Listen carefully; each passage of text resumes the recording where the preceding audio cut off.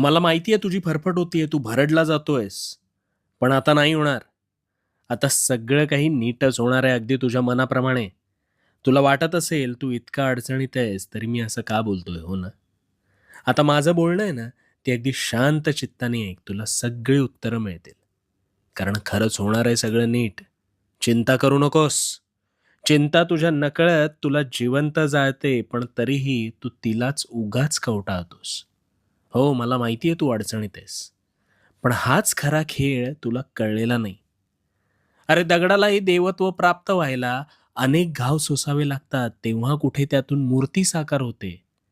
पण मग ह्या उपरोक्ष तू तर माणूस आहेस. मग तुला सुद्धा या अवघड गोष्टींना सामोरं जावं लागलं म्हणून वाईट वाटून घेऊ नकोस.